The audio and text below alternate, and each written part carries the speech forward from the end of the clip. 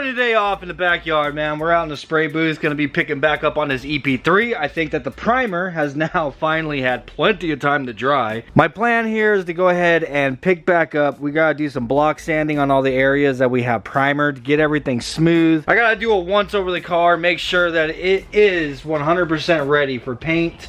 And then I'm thinking I might roll this thing out and go ahead and pressure wash it, since being it did rain all over the damn thing. If we do that, it will guarantee that we get all the dirt off of it and get all the dust off of it from sanding. Though I'd really like to not have to pressure wash it, because we have to mask all this stuff off, because once you pressure wash it, then all the little cracks and crevices everywhere is all full of water, and that's just gonna add another 24 hours worth of dry time that I need to wait to make sure all that is gone, especially with how cold it's been. Anyhow, I'm going to be using a combination of, I'm going to be finishing with 320, and I have 180 right here that I'm going to be using on my blocks. And I got a piece of 180 that I'm going to use on my little taco. Also going to be using this guy right here with the 180 on it. So yeah, I'm going to knock everything down with 180, go back over it with 320, and then that should be good.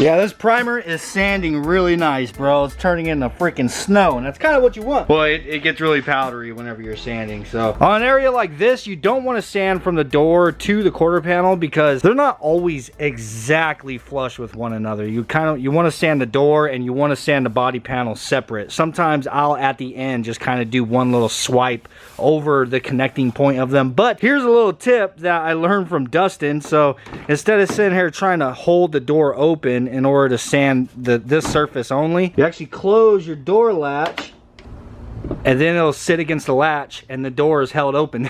The simplest little things, bro. Like, it's one of the most easiest things, but it's a huge ass help.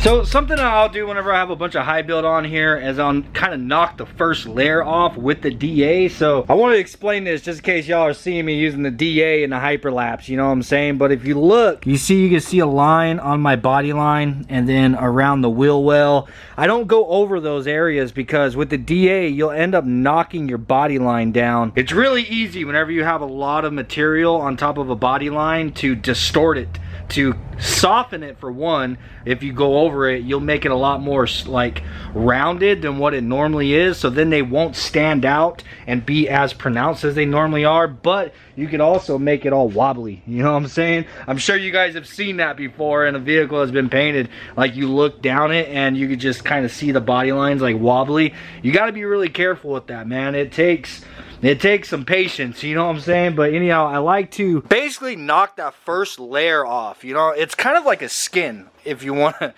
for a lack of a better term, just call it a skin. So you see how this is like darker right here. I haven't sanded that, and this is lighter. So this is powdery. This is a lot easier to sand now that I've knocked this first layer off with the DA. So now I'll come back with my block and it'll make it a lot easier. That first layer always seems to be kind of on the gummy side, and it will clog your sandpaper up. So that's what helps to like knock it down first.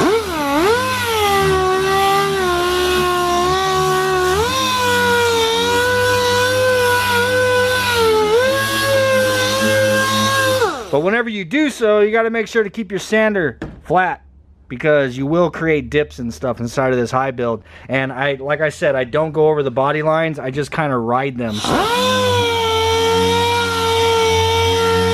As you can see, I'm keeping it flat. I'm not doing this you want to keep it flat, and it'll just ride the body line so you're not knocking it. Now up here, it's a little bit more difficult because you can't necessarily just keep the sander flat right here, because that has like a concave to it, it's rounded. So if you keep the sander flat, you are not only risking touching the glass, but you'll be touching this high spot, and then you'll be touching the body line, and then you won't really be touching inside of here. So that's when you want to kind of kick your sander up and use that rounded edge. So what I did here is just use the rounded part of the sander, kind of popping a wheelie, if you will.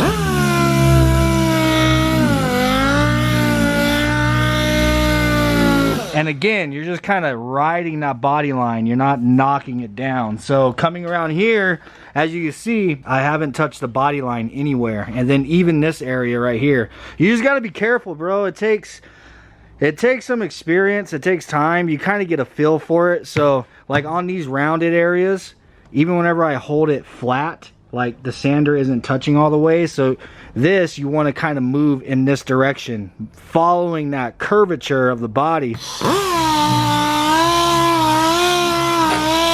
And then even up here as well, that's curved. So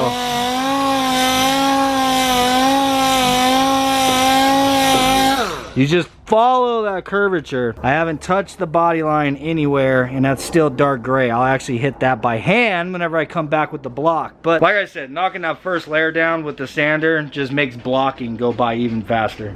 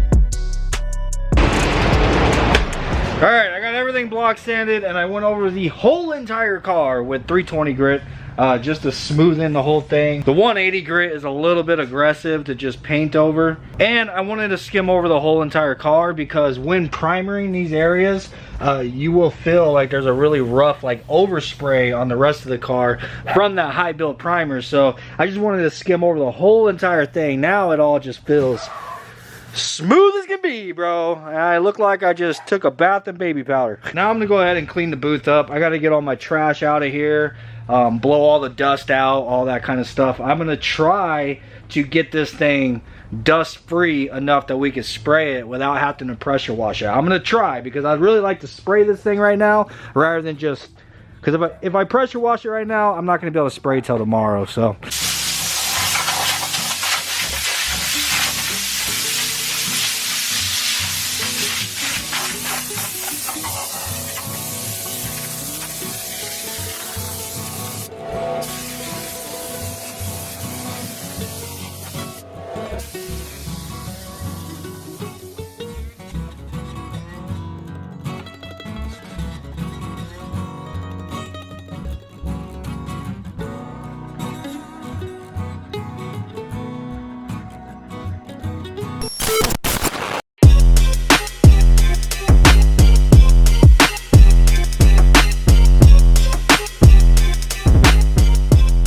alright, got this whole entire thing masked off, and I went ahead and I wiped it down with a rag of alcohol just to kind of clean it up, make sure there's no grease or anything on it from my handprints. Now I'm going over it really quick, gonna tack cloth the whole entire thing just to get all the dust and stuff off. I completely got all the dust out of the booth, well, as much as I can. And we're ready, bro. I got paint mixed up inside of my gun, ready to go, and I got extra over here inside of a bucket, so we're about to knock this thing out. Now, I don't have clear coat right now, so what I'm gonna do is just go ahead and spray this. I'm gonna get 3 coats of white put down on it, and then we're gonna go ahead, clean up hit the road. I gotta run the old school and go grab some more clear coat. I figured by the time I get back, this will have sat up long enough that I can kind of go through it. If there's any little specks of dust, I can kind of lightly sand them out and just get this thing ready for clear and just keep on going.